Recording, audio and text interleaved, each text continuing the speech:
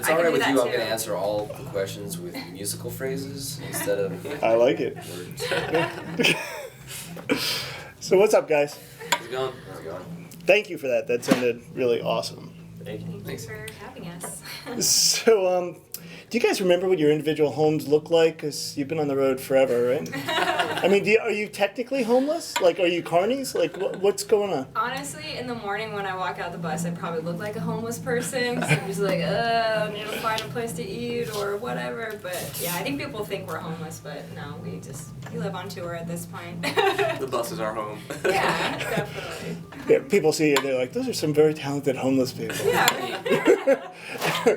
So, but I mean, seriously, you've been on the road, before the album came out, then the album came out in the spring, and you're kind of going from tour to tour now, right? I mean, you just finished with Amberlin, and you're on the road with POD now?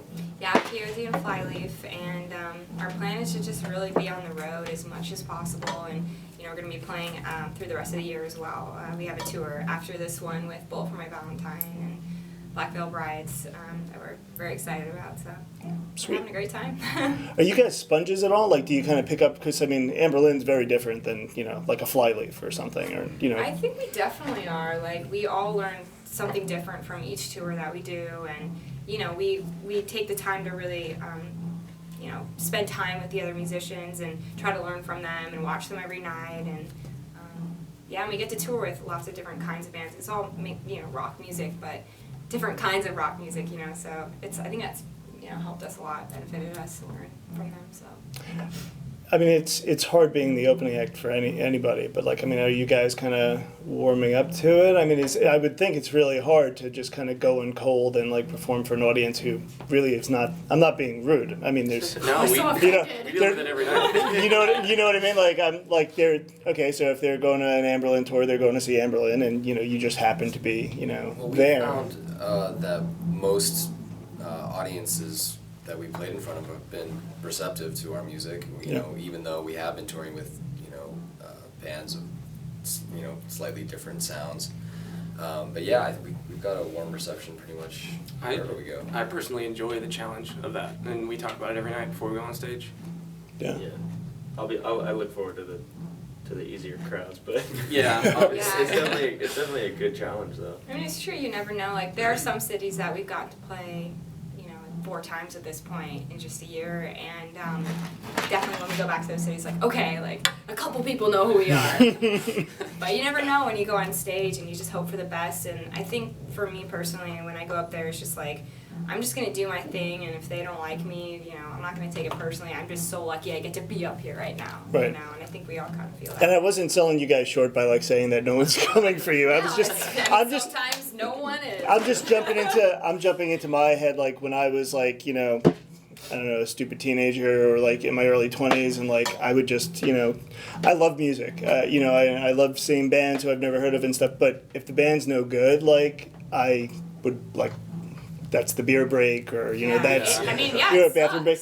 But like good music's good music, so I would kind of hope that like, and I know that a lot of the opening acts who I've seen throughout the years, who some amounted to something and some didn't, I always remember that experience, and like I still play their CDs and all that. So I guess there's two ways, I guess, of going about it, because you have the audience member who's like uninformed and basically drunk, or you have someone who just can appreciate really good music, right? The drunker the better. Yeah. Sometimes. Well, it depends. The better we sound. I know some angry drunks though. I think we make a point on stage to try to make those connections with the audience. So when we see someone on their phone, like we've all gone out to people and just like I've taken people's cell phones and like just freaking like they're in the front row and I don't care, Yeah. I think the point is like it's kind of fun to call people out, and I think even that can make a connection too, and like we work our asses off on stage, like so it's not, we don't half-ass anything we do, Right. so. How important? So if you're on your phone. Yeah, if you're on your phone, it's gonna get broken. How is social media for you guys? Are you like really active? Terrified of it.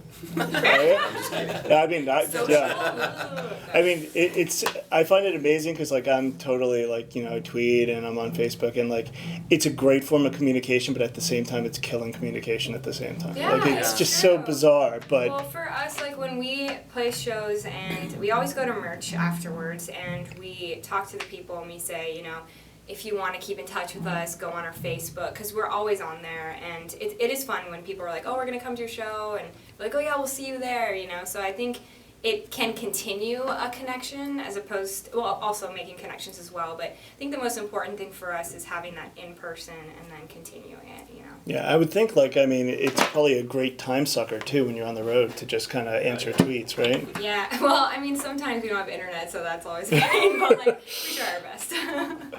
So, talk to me a little bit about the songwriting process. I mean, you played 2 great songs here, and you can, you know, speak specifically about that, or just, you know, generally about, you know, the writing. Yeah.